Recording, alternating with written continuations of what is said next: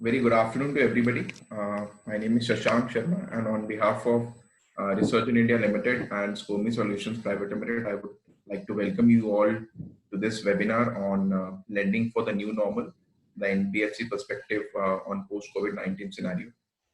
The topic, as it says, it's very interesting that we have said it's for the new normal because we think that in the situation where we are sitting at, uh, there will be hardly a time when we see that or we say that we have returned back to the normal state. To take up this webinar today, we have one of the most dynamic panel with us, which represents different areas and panelists who have a variety of experiences all throughout their careers into different domains. To introduce the panel, so we have with us Mr. Mrityunjay Mahapatra, who is the current MD and CEO of Syndicate Bank. Now he's serving as an OST to Canara Bank. Welcome, sir. Thank you so much for taking out time today and joining us here. Just a quick introduction on sir. So he has been, under a variety of roles at State Bank of India before joining Syndicate Bank in India as well as overseas for over 35 years. In State Bank of India, he has handled multiple roles with respect to data and analytics, with respect to payments, with respect to global strategies, credit and leasing. He has been very instrumental in the expansion of the transformation of IT in the SBI and as well as in the complete group as well.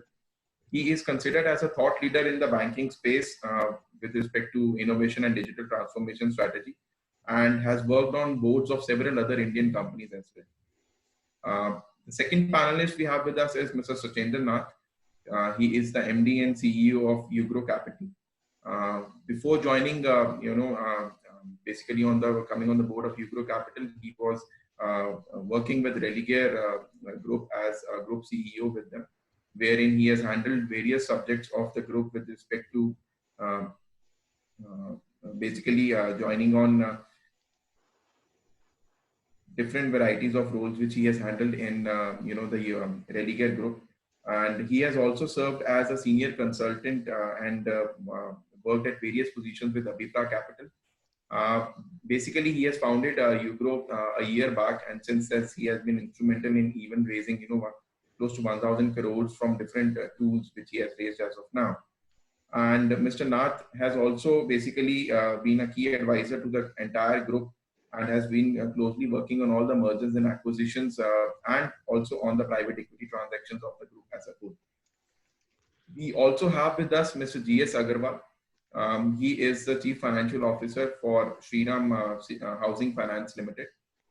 He is a dynamic professional with over 26 years of experience in fund mobilization, treasury management, accounts, planning and strategy, and budgeting, along with various other roles.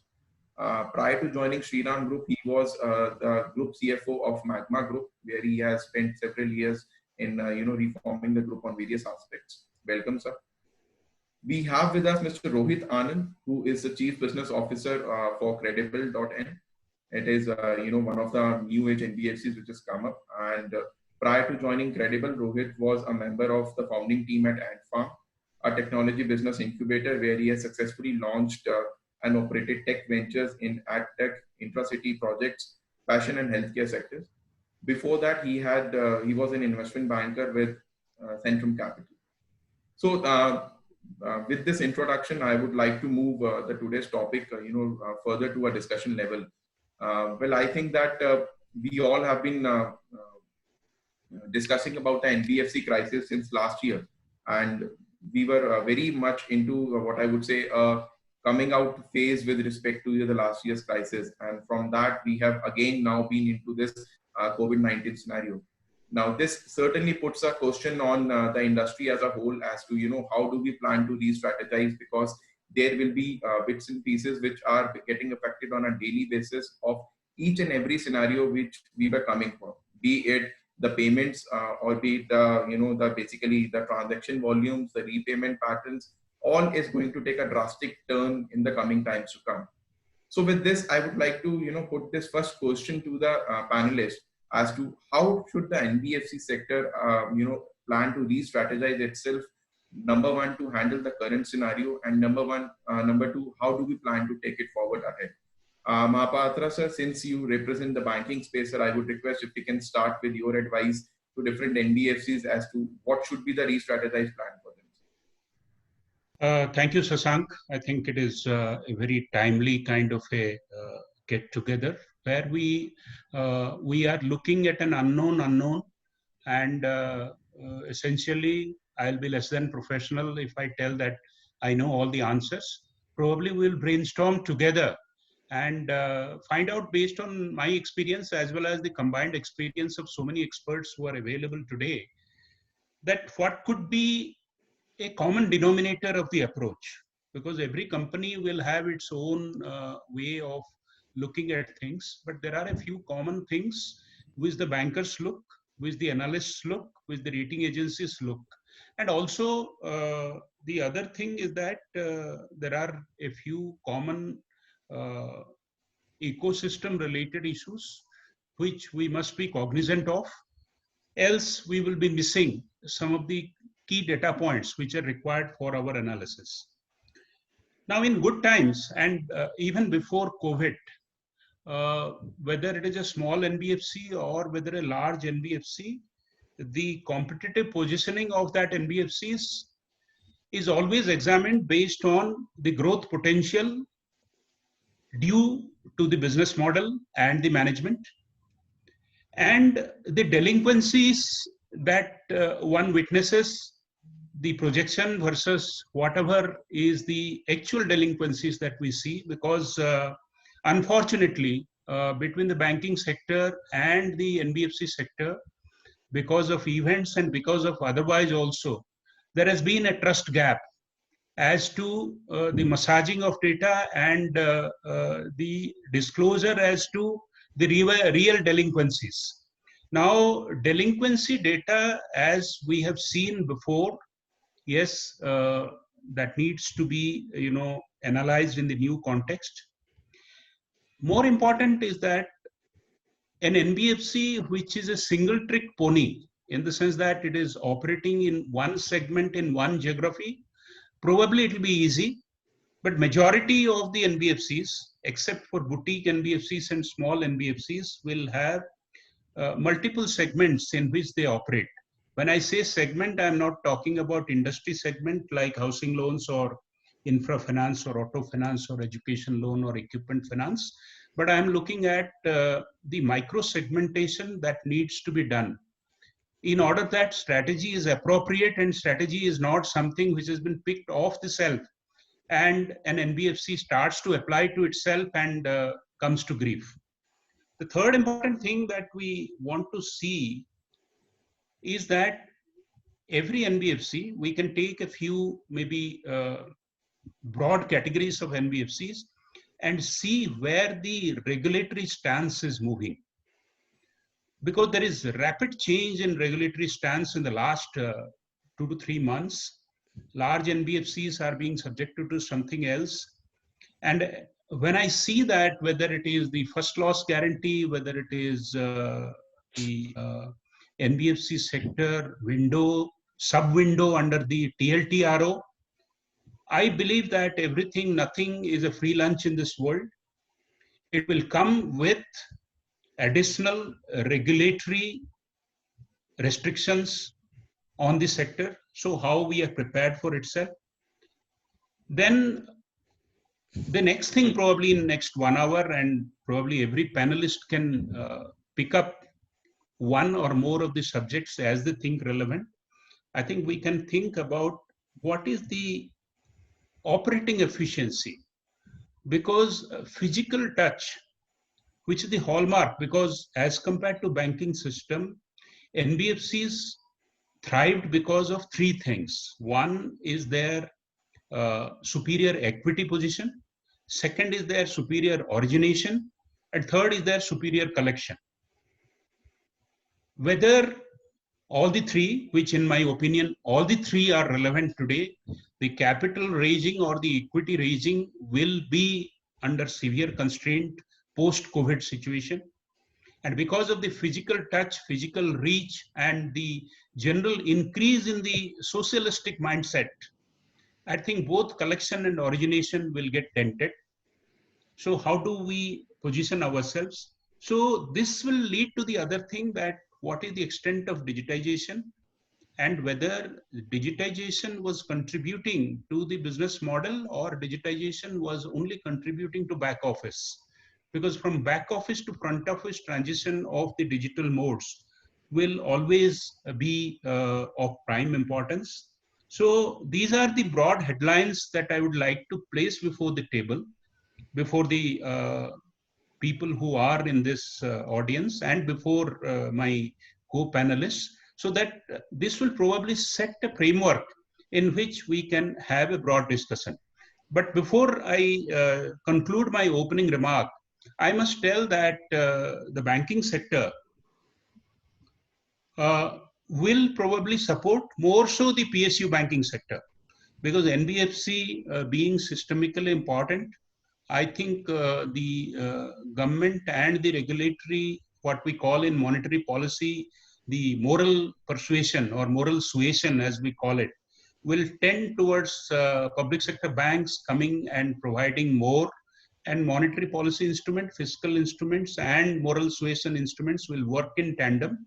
So I don't think liquidity will be an issue before it goes, but definitely more questions will be asked regarding asset quality movement, disclosure regarding the positioning of the NBFC, how it is happening. Probably we are looking at more frequent uh, reporting requirement, or more frequent integration of the MIS system with the banking MIS. Probably that is where the RBI direction will also move, that instead of the periodic reporting prepared by the NBFCs and given to the banking system, probably we are looking at API integration, under which data will be directly extracted and analyzed by whether it is the commercial bank, whoever is giving it, or it is a mutual fund, or it is the regulator. So I think this is the opening remark I would like to make. I would like to come back whenever others have made their remarks. Thank you. Thank you so much for these insightful, opening remarks. I think you have certainly set the context on a very positive tone on that part, that we can have a detailed deliberation on these subjects. Nath sir, coming back to you, sir, how do you think that as an NBFC you are re-strategizing in the current times, and how would you like to place yourself in the industry with that? What I would say, the revamping of the entire system which has to be done. Yeah, thanks, Shashank. Just a little bit of clarification before I start. I'm not the CEO of Ugro. We have a CEO in the company. I'm executive chairman. And last 5 years, actually, I have been in the process of setting up this new business. And Ugro got created in 2017. We have been operational now for almost 2 years. It is an existing NBFC which was listed, which I acquired, and we did India's largest ever capital raise of almost 1,000 crore in 2017 and 18. To some extent, our approach and our positioning in the market is very different than majority of the NBFCs. It is just, it's a matter. We were, I think, so little bit lucky. We raised all our capital in July of 2017. ILNF has happened in September of 2000. Sorry, July of 2018. ILNF has happened in September of 2018. In the midst of massive liquidity crisis, we were the only NBFC which was sitting on cash of almost 950 crores. In spite of that, we started our business only, restarted this new business in April of 2019, and we are just completing our first year. Our entire portfolio is less than our equity capital. We don't have any leverage.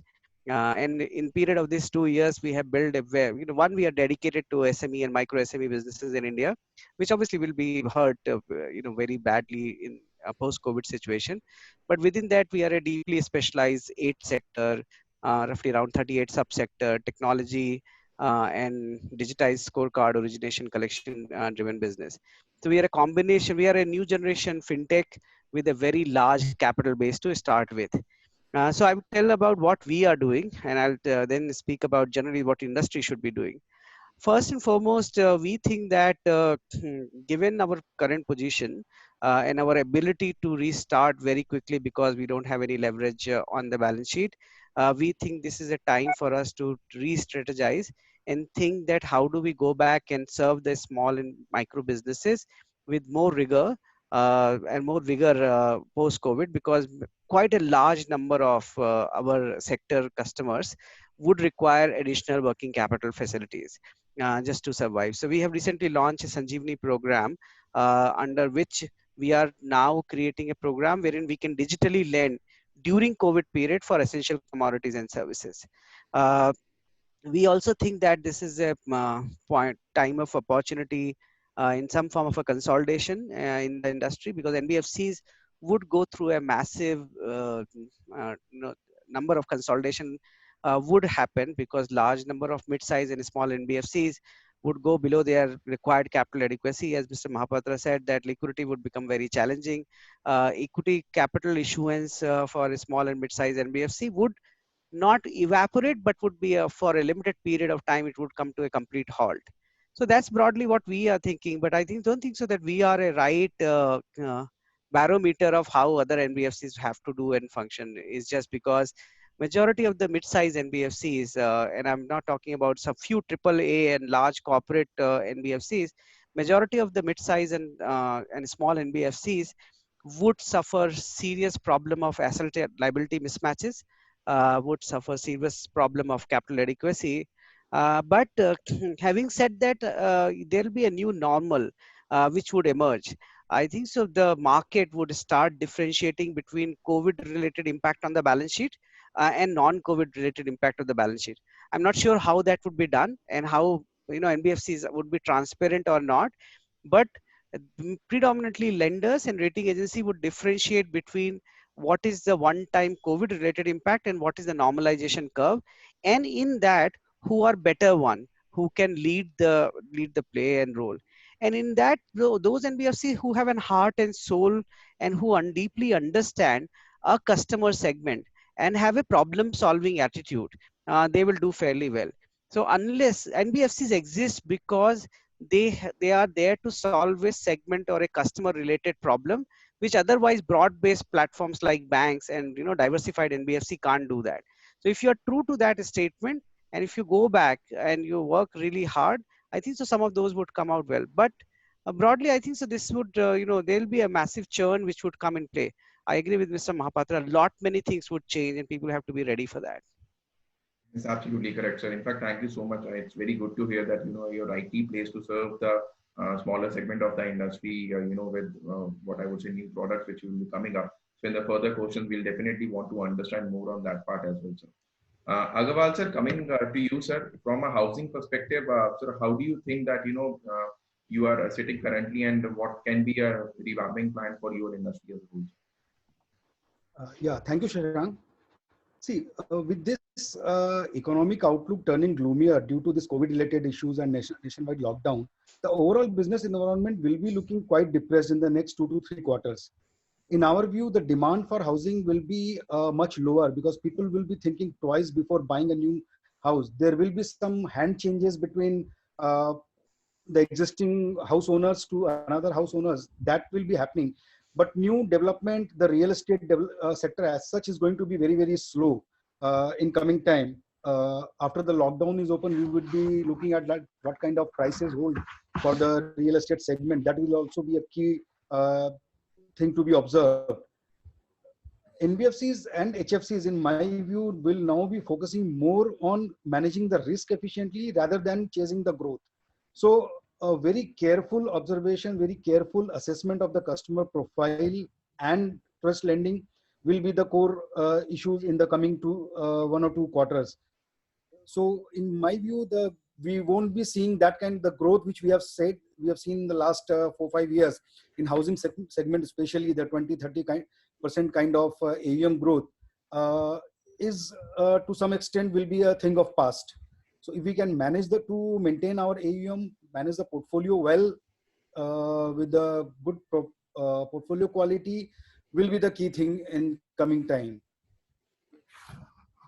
Correct, sir. So I think, sir, just to take this particular point forward, which you mentioned regarding the housing price, another point which I would like you to touch base is on the affordable housing segment, sir, which is what we suppose is certainly badly hit because of most of the self-employed income owners of that space, and their income streams nowadays are getting impacted on a daily basis.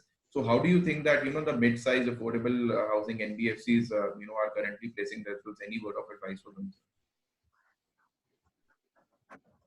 Yeah, see, in my view, in affordable housing segment also, it has been divided into two very distinct category, like salaried and self-employed. I agree with you that the self-employed segment is definitely going to get hit badly because of these COVID-related issues. Their cash flows will be choked. Their business is being impacted during the lockdown period. And even if the lockdown opens, there will be a lot of complete changes in the way we are now operating. We are doing our business at the moment. So those things is going to determine how the things will pan out in future. And salaried also, there will be a job cuts. There will be loss of jobs in many segments. So even that also will not be completely untouched with this COVID related issue. So overall impact is yet to be seen. But as of now, we are in touch with all our customers. The one good thing in affordable housing segment is that we are continuously in touch with the customers. And since we are holding a good collateral, so the chances of getting doing default by the customers will be much lower, because in India still that psychology is working, that the people would first like to default in their movable assets, and then at the last, when they are completely pushed to the wall, then only they are going to default on the immovable asset. So there will be a lot of changes in the system. So let's see, it's time to come after the lockdown opens. We have to see how it pans out. Certainly, sir. Thank you for these inputs. Mr. Rohit, coming to you, how do you place yourselves in this, what I would say, the hierarchy of NBFCs, and also, a word of advice you can put forward on how do you think that the small and mid-sized NBFCs are being impacted, as they certainly contribute to a majority of the AUM which we have today in the country, and with respect to especially the MFIs and the commercial vehicle segment for that part being severely hit about these particular COVID-19 days. So how do you place yourself with respect to a strategizing point, or how do you think are the mid-sized NBFCs being impacted? Sure.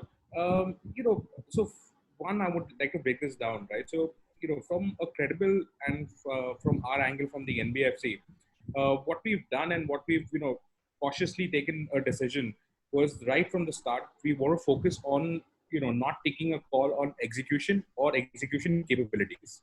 We wanted to take and we wanted to devise solutions around, working capital post an execution having been done, right? So now whether that's service, whether it's product, we're agnostic there.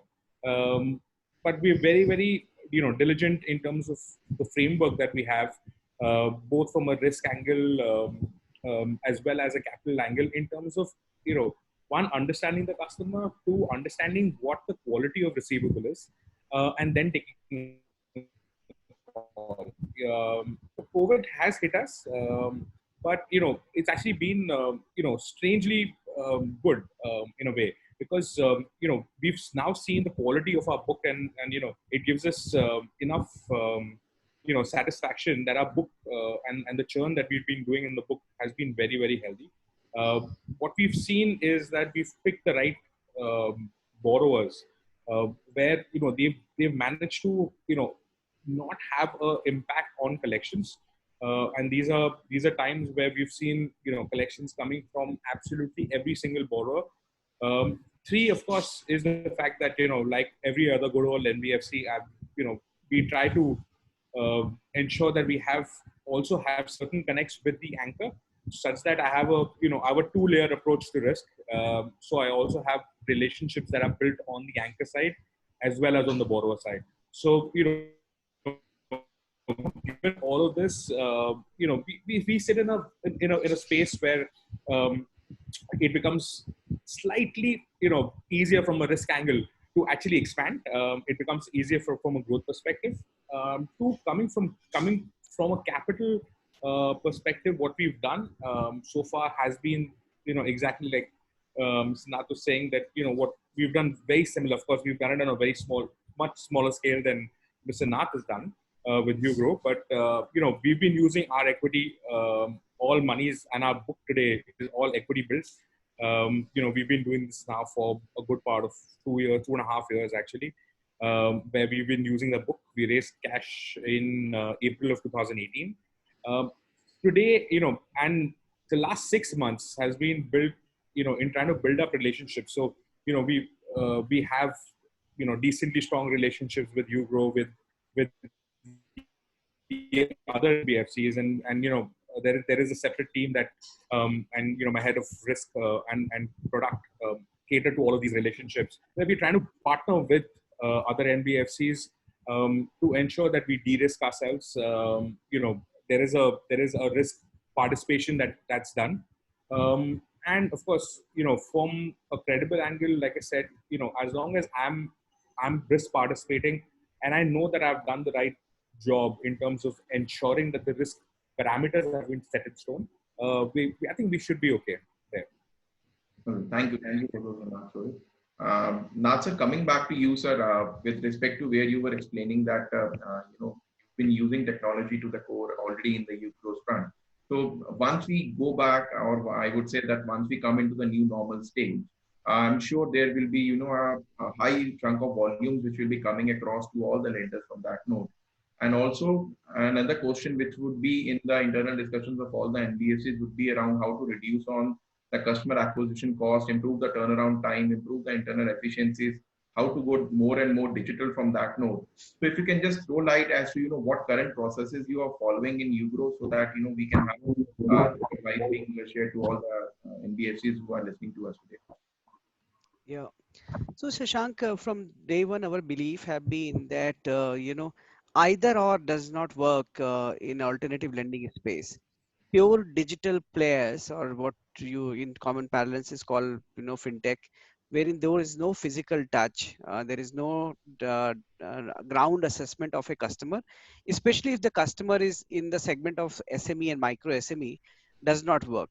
Simultaneously, the digitization is towards those activity which otherwise technology can play a role, and our techniques are no longer relevant or redundant to large extent. The way we have built our platform, it is built on an approach of wherein the front end is completely digitized. We were the first company in India which have used an statistical scorecard method, wherein we have gone back. It's very similar to what consumer finance company do. We have tried implementing that to an SME and micro SME market. We looked at bureau data, the entire 80 lakh record of that historically for 6 years. We have filtered that data for our 8 sectors, which is healthcare, education, light engineering, electrical equipment manufacturing, chemical, auto component, hospitality, and created our digitized statistical scorecard. So we have 8 sub-sector or a sector scorecard. And on top of that, then we have a specialized templated scores for each of the subsector. K-12 school, play school, nursing home, pharmacy.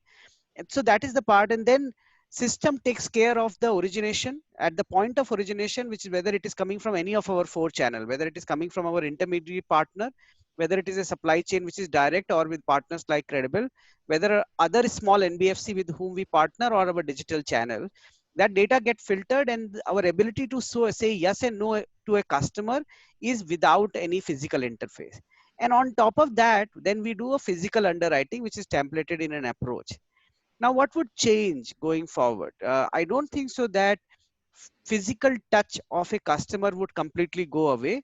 But actually, this lockdown has given us an opportunity to think even further, even harder, that can we not do or eliminate some part of the physical activity further. So to give you an example, today, after in principle approval, every underwriter of ours goes to a customer, meet with him, and do the same underwriting exercise on a defined templated underwriting platform.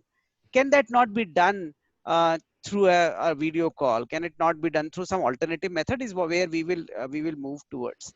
Third, obviously, as you rightly said, that lot of digitization, which we already have it, but we are accelerating even further, wherein digitized method of disbursing loan, but more so the future portfolio performances and early warning signal, which can come from pure data analysis. The bureau data, the alternative data has to be incubated.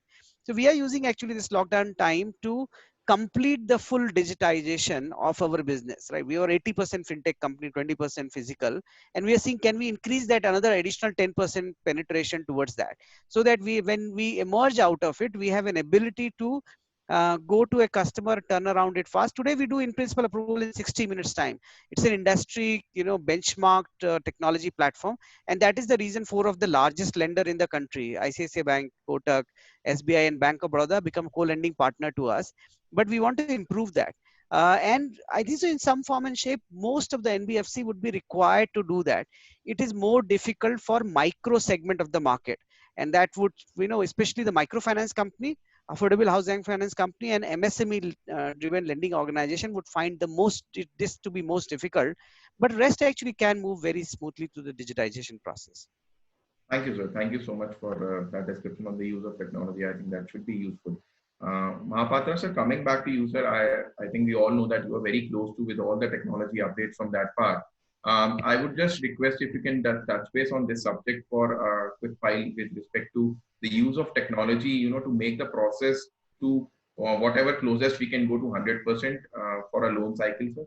And also that, how do you think, as Nath sir mentioned, that, the co-origination models, which are now what I would say will be coming up in the coming times, how do they take advantage of this technology API integrations, and how can we take this forward?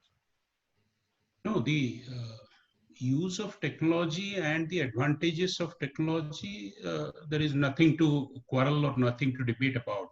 Yeah. The problem is that the ecosystem readiness. Today in the commercial banking space, or for that matter in the co-origination space, because we also have 4 or 5 partners with whom we do co-origination, the problem is insufficient credit history. The bureau scores that we rely so heavily upon, at least 60% of the intending clients will come with -1, which is insufficient credit history. And this insufficient credit history, how do we deal? We again go back to the traditional method of doing appraisal, which is a combination of historical and projection and, based on cash flow analysis or whatever we use, what we call in banking parlance, the NAAC committee recommendation, where we project a turnover, validate the turnover, and give 1/5 of it as the working capital requirement or whatever. Now, see, one, as I told you, is the necessity of, making the ecosystem ready. And during that period, how players can operate on a bimodal mode. I call it bimodal, what I think Mr. Nath rightly told, that whether, we can talk in binary, whether something is completely digital or something is completely physical. It will not happen. It will stay in a bimodal, and bimodal technology is different from complete digital technology. I agree. We used to tell, when wealth management used to be the fashionable term and a lot of people were coming to wealth management mode, they were mentioning, and in my speeches and in my writings, I have articulated it quite frequently, that, if you look at the digital propensity of the population, we have digital natives, we have digital migrants, we have digital fence-sitters, and we have digitally averse. Now, the wealth distribution is exactly inversely correlated. People who have a lot of wealth are probably digitally most averse, as compared to people who are, creating a new job and all. So how do we marry these things will be the challenge before the NBFCs. Now, NBFCs have a couple of more challenges. If we look at the latest financial stability report that has been given by IMF on Australia, it's quite instructive. It says that Australian economy is doing very well. Australian regulation is doing very well. But the problem is, every one of the players is following the same business model, which is 65% resi business financing and 11 to 12% of commercial mortgage financing. Now, whether the NBFC sector is following same business model, it is also a fact to be seen in the commercial banking. Everybody burned their fingers in the commercial financing, so they went to RAM, retail, agriculture, and MSME. So majority of the NBFCs, what I'm seeing today is that acquire to sell or originate to sell. How to keep these accounts current and performing for 6 months, find out a bank who is hungry for those assets and sell it off. And so AUM and the leverage is the part of the earning, and that propels the return on equity. I think this model needs to be diversified. This is the time that whether everybody is going in the same herd mentality of increasing the AUM book, increasing the co-origination, and looking at absolutely what I call telling the digital story rather than implementing on ground. I'll tell you, I'm dealing with all types of NBFCs, and I have large NBFCs, I have small NBFCs. It takes endless amount of efforts to transfer the loan documents, to transfer the NACH mandate. So digital capabilities, when, as they say, hamam mein sab nange hote hain, I think digital capability must be examined with hands on the heart, that whether it is catering to the requirement. So, and appropriate digital technology is more important than hypes like artificial intelligence, and many of these I have found are good to be told in investor meets, good to be told in these things, but we must have on ground capability, else we will only be hoodwinking, we will be walking from one crisis to the other. Thank you, sir. Thank you. These are, very important key takeaways which we can take it from this part of, that how can we either go for completely digital or, have a buy model of this arising. And also with respect to everybody following the same model, and, with respect to evaluating customers who are having less of a credit history. So, Rohit, taking this question to you, that, how, what is your take on basically customers who are having less, what I would say, age in the credit history, and also how do you go to plan about the evaluation of these type of customers? So, we're not averse of taking. So, as part of my portfolio today, we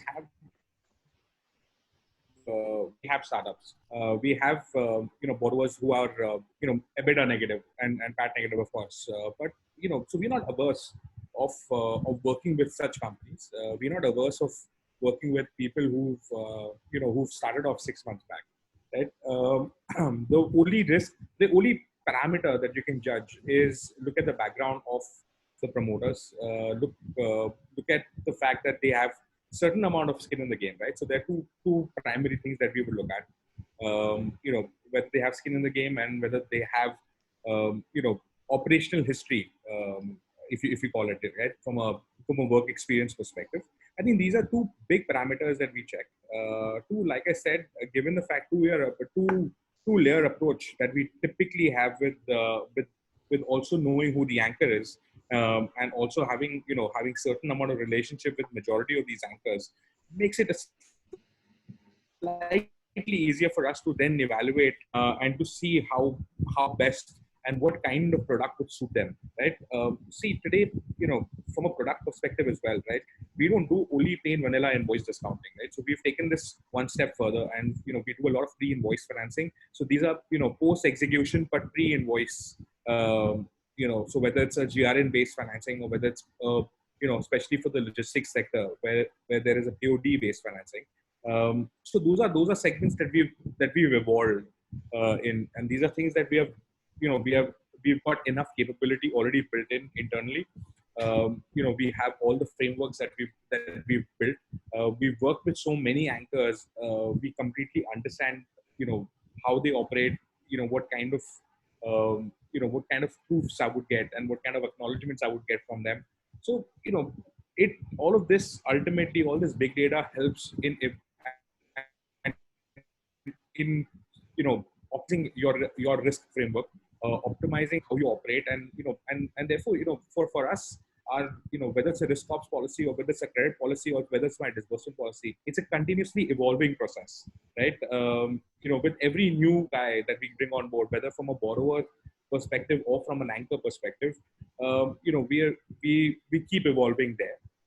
Two, of course, as an entity, we are a lot from a solution providing perspective, we're more than just a simple NBFC. I also run a technology side of the business, which is our which is where we deal, where um, we tie up with large anchors. So we work with the Sonys of the world and the Parle biscuits. We work with all of Amazon's Indian owned entities, so Cloudtail and Apparel. These are large entities, and we enable vendor financing and early payments for all the vendors of these entities, right? So this also helps us get a lot more data around just industry behavior, in terms of also segmentation behavior of these vendors. So all of this data then gets fed into my my risk framework on the NBFC end, and that's how we match parameters. Correct. Thank you so much. Agarwal, so moving forward, and taking this discussion from your points, so how do you think that, the housing is basically taking, because you may have customers who are need to credit from that node. How do you think is this particular, problem statement evolving in your category, and how do you go to plan about this? Sorry, I missed your last statement. So basically, my question is, how do you plan to evaluate the new to credit customers in the coming times, or the customers who are having less vicinity with respect to the financial credit history? Yeah, see, as a housing finance company, you know very well that we are borrowing from the banks and then lending to the customers. So our cost of fund is much higher, and we are catering mostly to the customers in informal segment. So we have a very few customers who have a past credit history or a very strong bureau score. Correct. Or a credit. So anyway, we are looking at a lot of surrogate methods to evaluate the credit worthiness of the customer. Look at his cash flows, look at his undisclosed cash flows, and his repayment capability. And based on that, we onboard the customers. So our credit underwriting norms are quite different from that of banks or from that of other NBFCs who are mainly into the formal segment. So under this new circumstances, like after the post-COVID scenario, definitely the things will undergo a lot of changes. And we would also now be depending more on the formal methods of underwriting the customers, like go for the credit bureau scores and look at more closely the customer's repayment capability as was done in the past. So definitely things are going to change. The new rules of the game will be there now once the lockdown opens and once we come back to the normal business scenario. Correct. So I think that taking this discussion a little bit from the technology angle towards, another part of the subject which I wanted is that a very recent news that a large investor base today, with higher rated NBFCs are already facing redemption, pressure, and are very unlikely to roll over commercial papers and reinvest in debentures. But with this, addition to this, the Franklin Templeton, has announced a closure of what I would say several debt schemes which they have. So how do you think this is going to, have an impact on the NBFCs? See, I don't think this will have a significant impact on the NBFCs immediately, because most of the larger NBFCs are sitting quite tight on the cash flows. So today in today's market, liquidity is not a concern. So there has been a sufficient liquidity in the system, as told by the RBI governor also in his last speech on 17th April, that almost 6.9 lakh crore by the banking system was deposited with RBI. So there is enough liquidity in the system. There is enough for the high rated paper. There is enough demand also. So I don't feel there any liquidity crisis in the near future. But yes, the smaller NBFCs, the mid-sized NBFCs and HFCs are going to face major problem, mainly because of the mismatch in the cash flows, more than anything else, because of the moratorium which they have to offer to their customers, whereas banks are shying away to give the moratorium to the NBFCs and HFCs. So that will create a mismatch, and there they have to look at other avenues like this TLTRO and other things to get some liquidity and fulfill their commitments. Now this TLTRO also has not, the second round of TLTRO also has not taken well with the banks, because banks are also a little risk averse and they are not wanting to lend to the smaller or mid-sized NBFCs. Correct. So that will also create a little bit of chaos in the market. But let's see, the situation will emerge in some time. But for the bigger NBFCs, for the higher rated NBFCs, I don't see any liquidity concern in near future as such. Sure. Now, sir, coming to you, sir. Although you are sitting on a very, what I would say, a decent position with respect to your financials, but uh, uh, the companies who are other mid-sized NBFCs in your area. So how do you think that they should go about planning on this liquidity crisis, maybe on a short-term and a long-term perspective? If you can throw some insights on that part, sir. Look, it's a very difficult question because look what is happening at this point of time. Uh, and before that, I would agree with what Mr. Mahapatra said, that that there is this whole desire, and one of the problem why this alternative lending industry has been in trouble of one single fact of what we call profitability at any cost, which bumps up the equity value, which means that you can raise your equity at an exponential price and protect your dilution, right? So majority of the NBFCs have been in that domain, and that's why whether it has been downselling the assets so quickly, whether it is over leveraging, or whether it is creating asset liability mismatch. Uh, Now, some of that has been taken care post ILFS, and that, but I think so this one is far more serious. Correct. One of the reasons why under TLTRO also you saw only 50% bidding from the banks, because availability of credit liquidity is not a problem in the industry. It is about the risk appetite. So when you say 25,000 crore TLTRO 2 and 10% of that has to go to microfinance company, you are expecting a public sector or a private sector bank to take that 2,500 crore capital exposure to a microfinance company, which is a risk exposure. Now, if I'm a banker, right, even if I'm a public sector banker, and there is a public policy when government is saying that credit dissemination should happen, I have no reason to do that. What has happened, unfortunately, and I was saying this to somebody, that if you look at it, 70% of India's banking still is public sector banks. Finally, the shareholder is Government of India. Government of India has capacity to provide off balance sheet support. If this TLTRO scheme would have come with the additional support of saying that whatever exposure which banks take under TLTRO, at either on a first loss cover basis or a larger of that exposure, government stands as guarantor, which means that you are not telling banks to assess the underlying credit risk in a extremely hostile situation, and banks would have been very willing to lend because of that. Correct. No, otherwise, it's very hard for a bank to say, I would take an exposure on microfinance company. It's a banks are, whether they are public sector or private sector or commercial organization, right? Because if you do that, tomorrow, 6 months down the line, 1 year down the line, 2 year down the line, somebody would come and blame the same banker. Why you did it? Did you not assess the credit risk? Why that time everyone will forget that there was a COVID and there was a public policy and we were trying to support. I think so. This is what has created the problem. I think the only solution for NBFCs is to go out and be very transparent, uh, and also project in some form and shape what is the amount of hit they are going to take, whether post that they will have sufficient capital buffer, and if they will have, then basis that go and try borrowing from the banks. It is a very hard effort which they have to do. I can tell you from my perspective, then we are sitting on a 910 crore of net worth, 89% capital adequacy, 370 crore of cash in the balance sheet, and we have been trying to borrow, right, for further credit disbursement, and there is a aversion to that. So think of NBFC which are levered and suffering from asset liability mismatch. What is happening? So I think that there is a 300 to 700% effort you have to make from the NBFC side.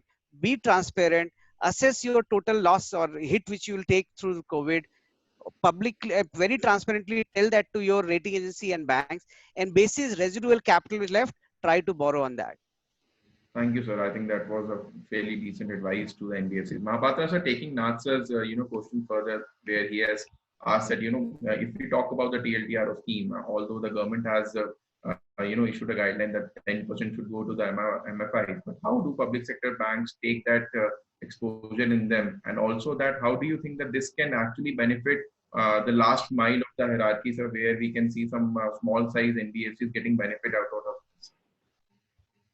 As you know, post Ireland FS, it is a reality that the two, what we call the two assurances, two walls of assurance. One is the accountant community, whoever is the statutory auditor. Second is the rating agency community. Both have failed the system to a small or a large degree. So bankers, we found that, somebody which is a triple A can get downgraded to a D in a period of weeks, 4 to 6 weeks. It can come from triple A to D.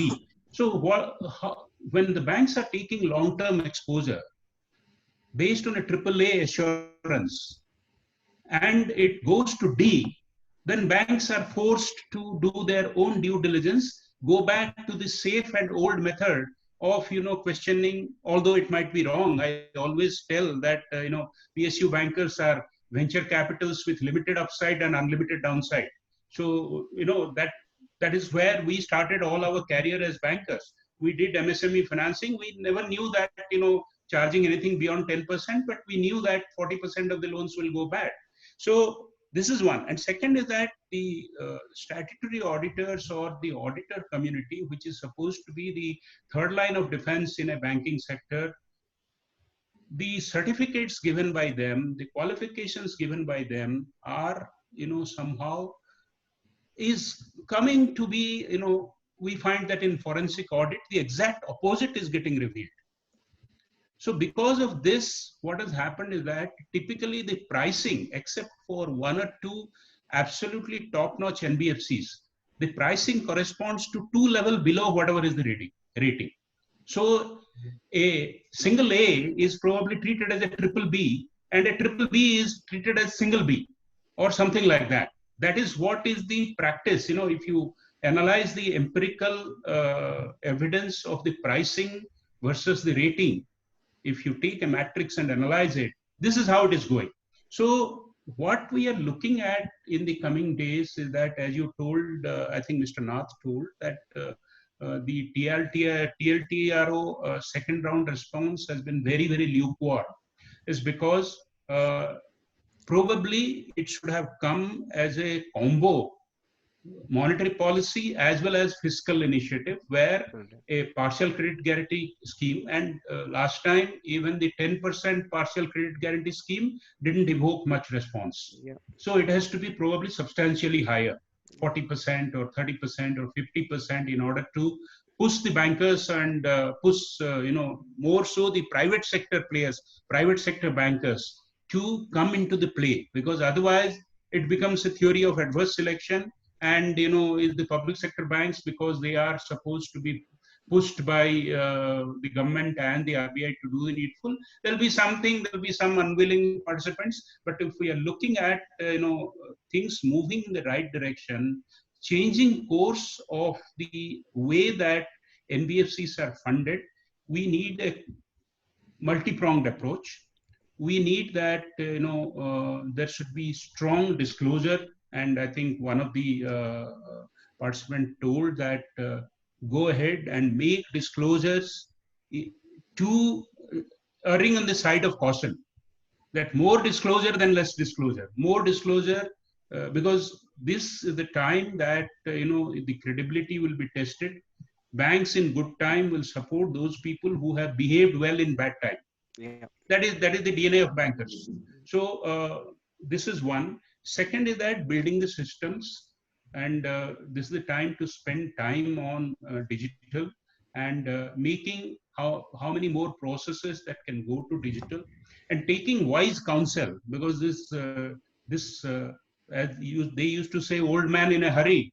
I think a lot of young men in the business of NBFC are in a big hurry to make a good buck. I think that could create a problem. So take wiser counsel from probably senior bankers who are available as to the risk management principles, because risk management principles, documentations will stand you in good stead in the time to come. And last but not the least is building diversification.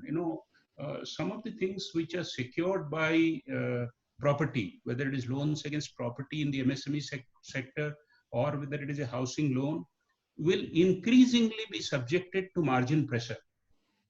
Those are the few things where there is a fallback mechanism. And though whenever there is fallback mechanism, charging obscene margins will not be viable. Just simply relying on the processing efficiency or collection efficiency. So those, because there is nothing, no rocket science to bringing those efficiencies. So more and more players will crowd to markets which have, less risk and more return. So NBFCs in the coming days, to keep their ROE intact, will have to move to areas like equipment financing, auto financing, and rural equipment financing, because as I see that revival will be led by government spending in the rural and semi-urban areas.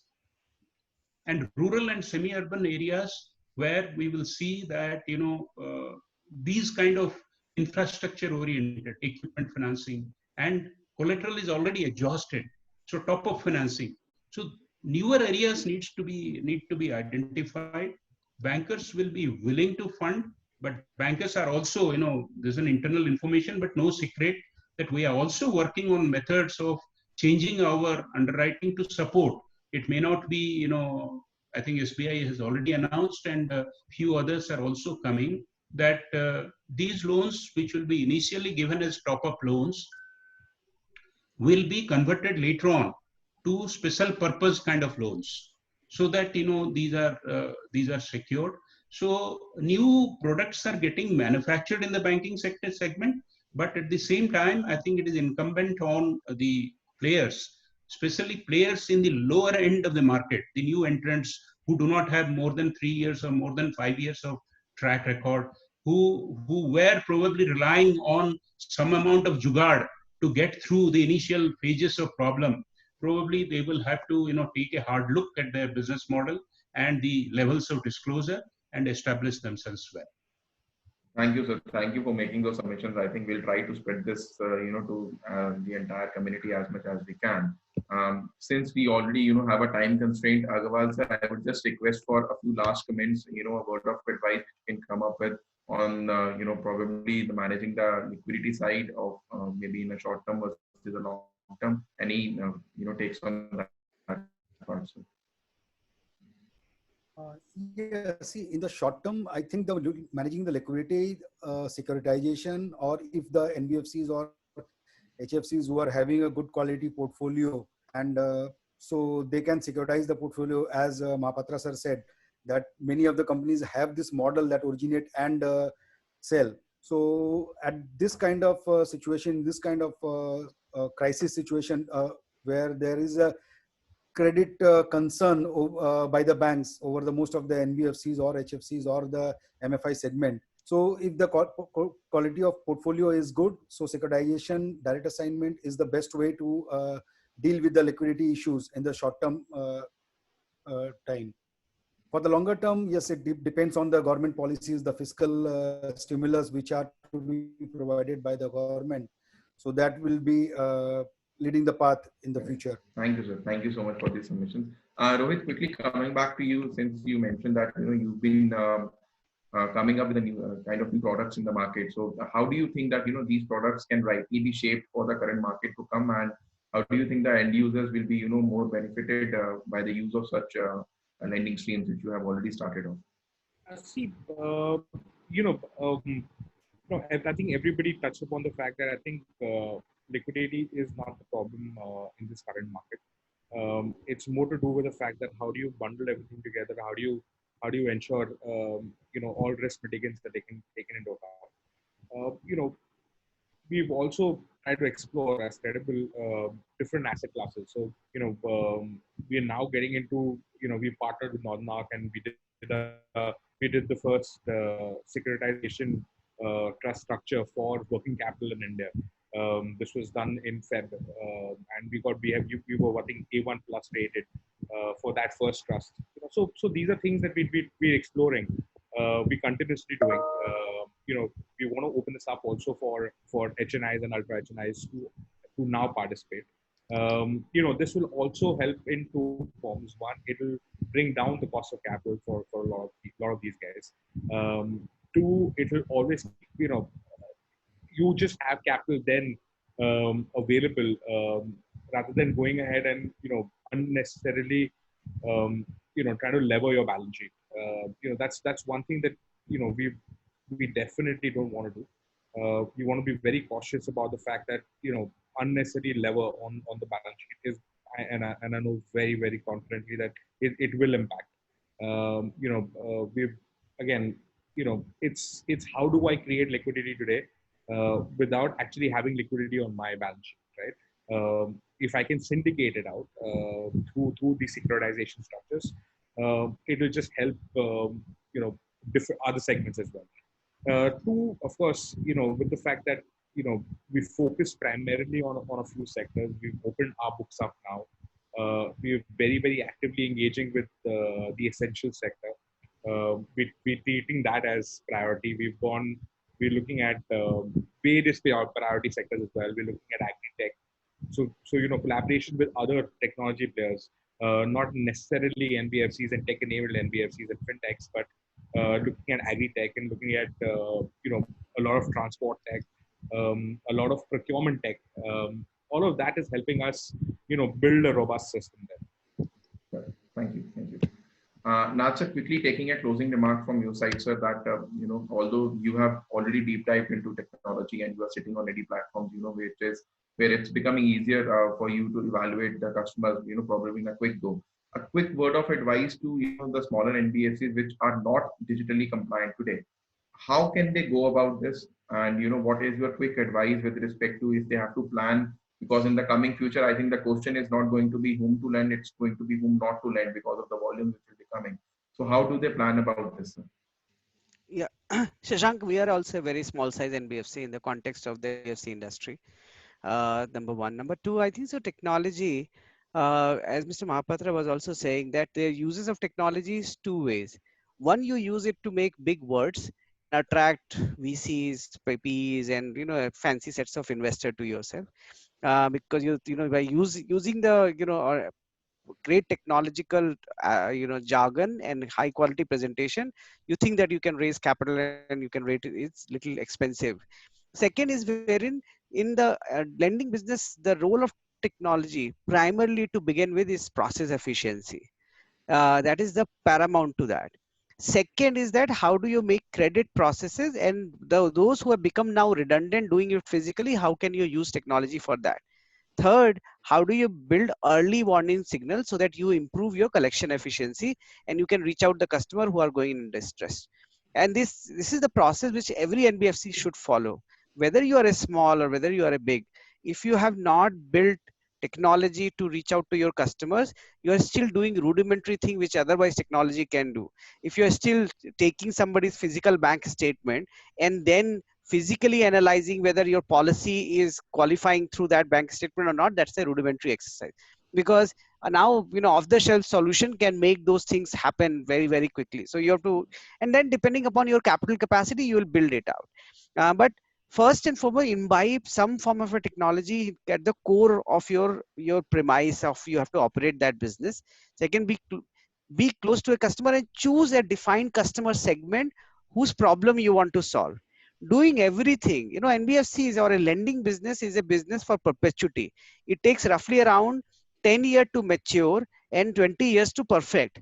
Now in 2 years or 3 years time, if you start doing too many things at one go, irrespective that you have a very experienced management team, you won't be able to perfect it. So choose a subsegment of the market wherein you can perfect it. It can be a geography, it can be a product, it can be a sector, and then move forward from there. That's a little of what I can say, by my experience of last 5 years. Rightly, it's a very wise advice, that it's taking too many things at one go is also, going to be a very unlikely or a very tough situation for anybody in the coming times. So from this, I think we've already, overshot the time on a very higher side, but still we have got, close to 40 different questions, although we cannot address all of them, but I would request all the attendees to, kindly wait. We can share all the questions with the panelists and we can take their advices and we can share the questions. But we have time for a quick couple of questions, and I can, just basically illustrate the questions, and then probably if any one of you can take those responses from that note. So I think we've had answers to most of the questions, but Mahapatra sir, we have a question. Can NBFCs be ever competitive for PSBs?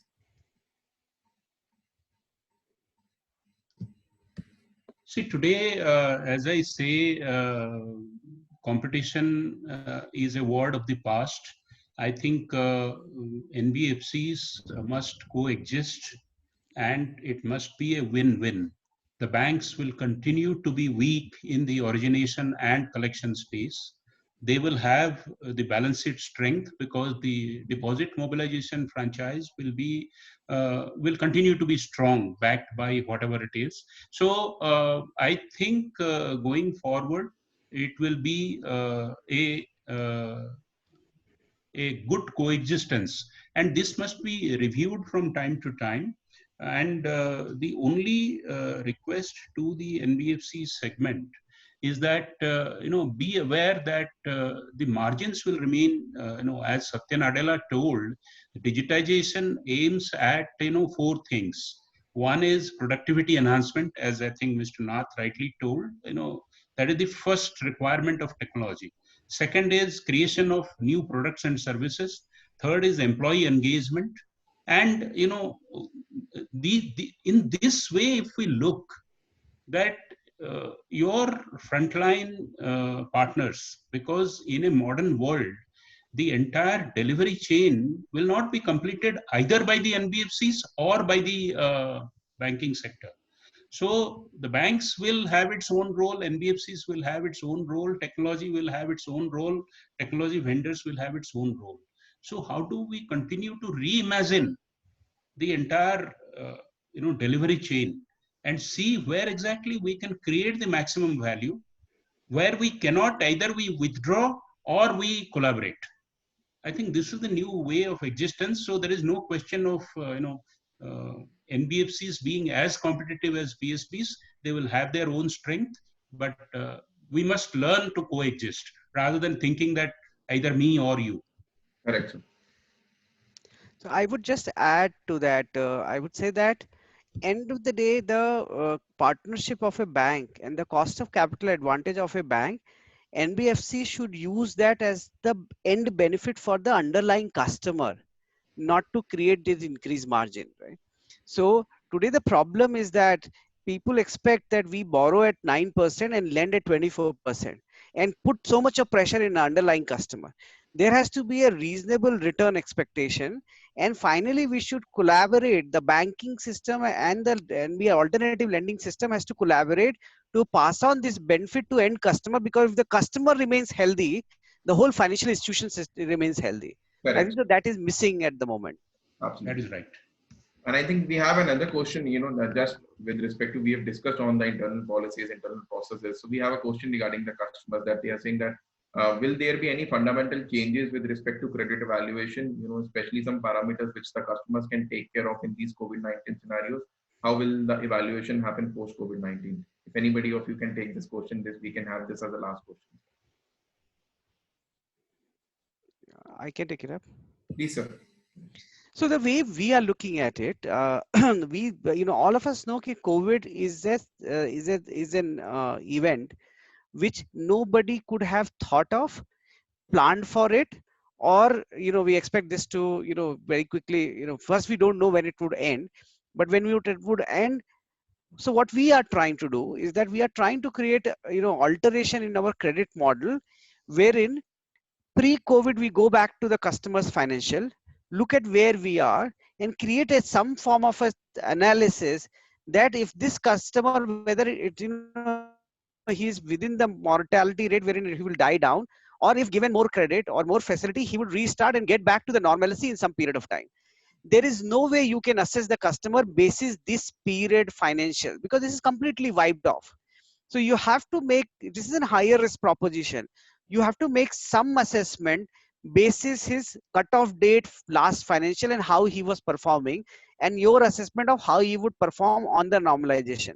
So for example, if you look at our 8 sector which we do within healthcare, we do 9 sub segment: nursing home, pharmacy, dentist, IVF clinic, and then we also do hospitality, fine dining, QSR, banquet hall. So two different segment of the market, two different type of customer. Now the bounce back for a nursing home and a pharmacy is much higher than the bounce back of a hospitality. That's the hard reality. So basis that, you have to we have to build some form of a credit analysis on a cutoff date and restart the credit process. Absolutely. I think I'll just add to this point. On a back of the envelope calculation, if we look at the first quarter, it will be a complete washout. Second quarter probably will be a setup time. And third quarter onwards, probably we'll look at revival. So we are looking at additional top up or additional forbearance on the part of all NBFCs or banks or something, is to the extent of 2 quarters of term loan and probably 2 quarters of interest. So if we look at the average duration of a loan, including faster payments, in the system as a whole, financial system, we are looking at around 5 years. Yes. So 2 quarters represents around 10%, because if 20 quarters is 5 years, then 2 quarters will be 10%. Plus in 2 quarters, interest rate on the average will be 5 to 6%. So we are looking at around 15 to 16% additional top up, which needs to be looked at completely differently. If we have appraised the loan and the repayment capacity for 100, the redesign of the appraisal mechanism for the NBFCs have to be for this additional 15%, and how to do it in the, whether we will completely postpone it, whether we will take an additional mortgage, or whatever we will do. I think we'll have to look at this in a rather, what should I call, a systemically common way. Otherwise, again, there will be an arbitrage and there will be mad rush, and there will be more chaos than we are trying to solve. I completely agree. Absolutely, sir. I think that's a very good point to make in this part. I think, gentlemen, we have a limitation on time from here onwards, but it's been a very insightful session. We've had discussions on various aspects with respect to, the re-strategizing, the technology, the liquidation phase, also how to go about with the customers from that note. Once again, I would like to thank everybody among you to, spare your time and share your insights with the audience here. It's been a pleasure to have you here, and we are honored with your presence. Another request, so we still have more than 35 questions pending at our end. So we will just compile those and share it with you. And if you can just kindly share your views on those parts, so that we can share it with the audience further. Absolutely. Okay. Thank you. Thank you so much, sir. Thank you so much for being here. All of you, please have a nice weekend. Thank you, sir. Thank you, sir. All the best. Absolutely. Thank you, all the attendees. Please stay safe, stay indoors, and enjoy the weekend ahead. Thank you.